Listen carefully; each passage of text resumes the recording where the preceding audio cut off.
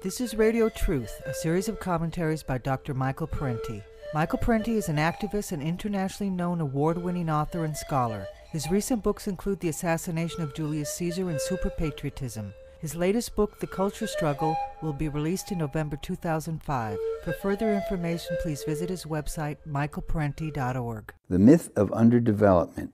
Why are Asia, Africa, the Middle East, and Latin America, those areas known as the Third World, why are they so much poorer than Europe, North America, and Japan? When I was a kid, I heard that these poor regions were poor because of their climate. It was just so hot and nobody could get to do anything, and people were really lazy.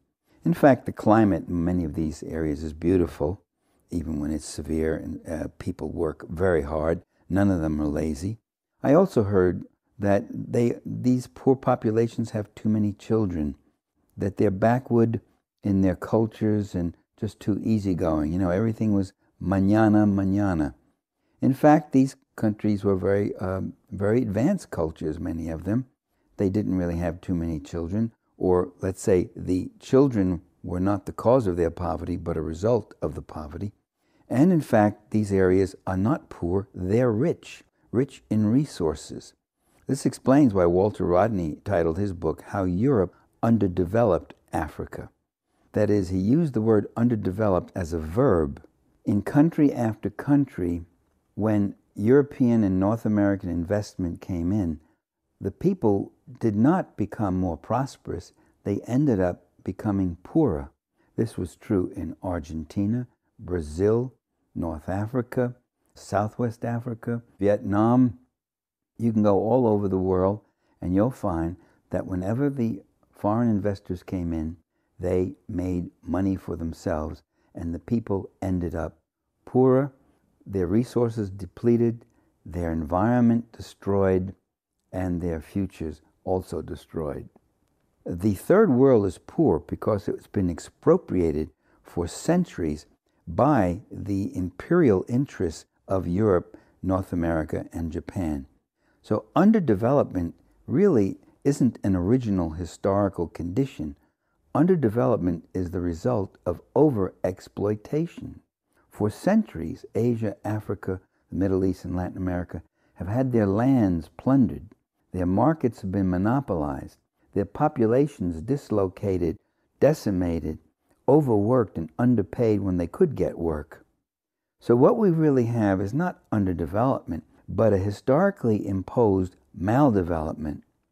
You have in many of these countries superhighways that go from the latifundia and the mines to the ports, but you have no roads for the people up in the backcountry so that they might be able to see a doctor or a teacher or something.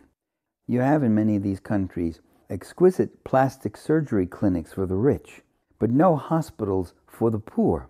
You have luxury high-rises in many of these countries, in their cities, with luxury offices and all that stuff. And meanwhile, the ordinary people live in shanty towns. You have enormous wealth in the form of export crops and export natural resources. And yet you have domestic poverty and the ruination of local farming and the ruination of local production. So what's called the developing nations really aren't developing. They're declining more and more. After the Cold War, there have been cutbacks in aid. No more developing. Now they're called failed nations.